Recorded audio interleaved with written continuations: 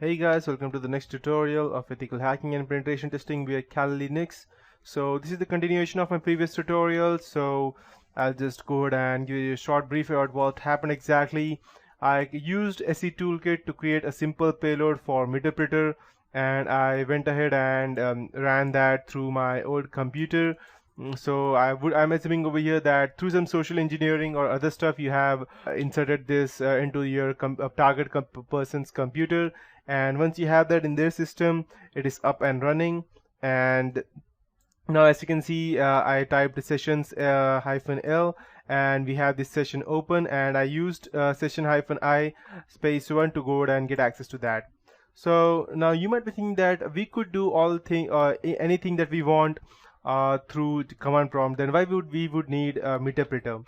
The reason being that if the person, as I told you in one of my previous tutorials, he is smart enough, he will straight away go ahead to the task manager and right click the payload that's running and end the process tree, and it will get disconnected.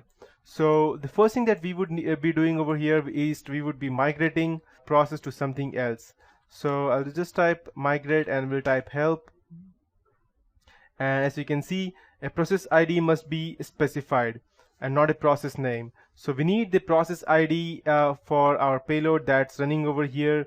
So let's go ahead and since running the Kali Linux, we don't know what is the process ID of the payload running.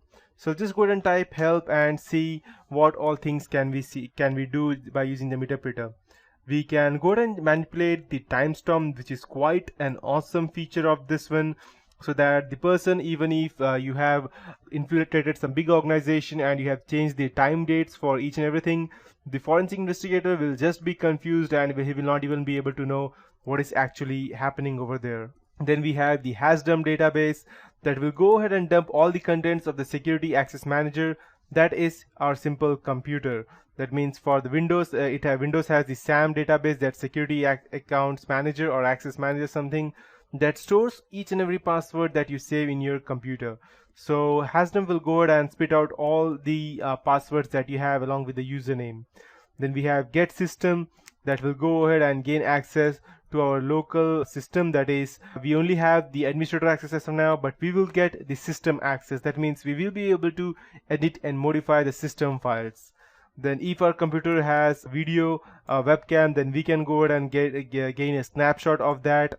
And we can also go ahead and record our per targets, audio chat and video chat, anything that we want, and all of these things.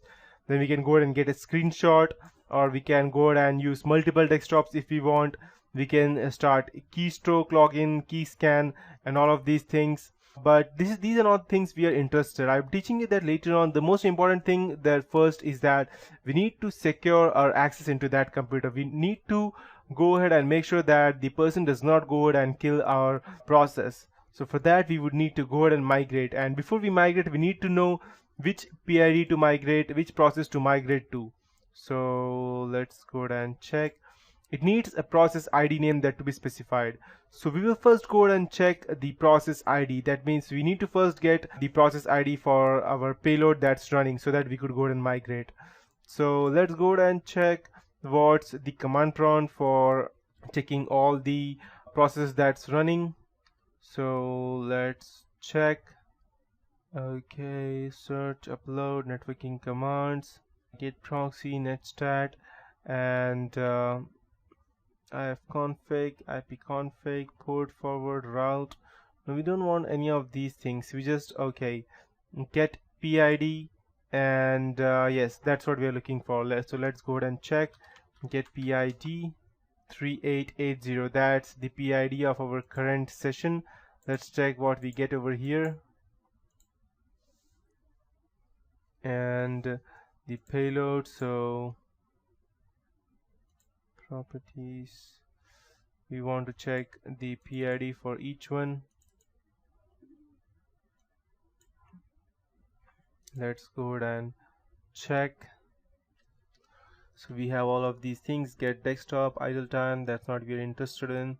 Shell, get UID of the service running, no. Okay, PS, so we will go ahead and select PS and see all the processes that's running. So for payload, let's check the PID and the PPID. We are mostly interested in PID, so that would be 3880. So let's check if we could go ahead and use migrate 3880. Okay, so that was an error from my end. What I did, I needed to migrate to explorer.exe, that is 3268. So I'll type migrate and I'll type 3268 and I'll hit enter. Let's see if we are able to migrate to the explorer.exe. Perfect.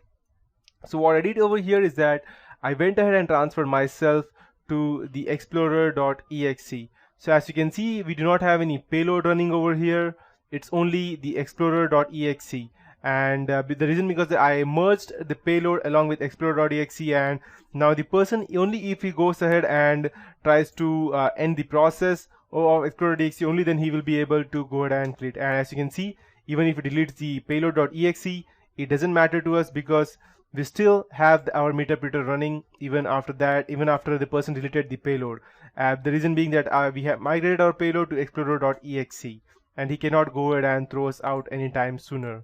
So now once we have migrated, we need to make sure that even if the person goes ahead and restarts his computer, we would still be able to go ahead and run our system. So there are two different ways for that. The first thing is that we go ahead and copy this payload to a startup folder over here and make it run every time.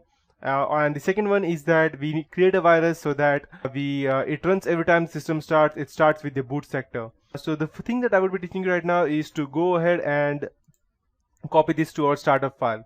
So we have this payload over here in the user share set, and we need to copy it to our, let's say,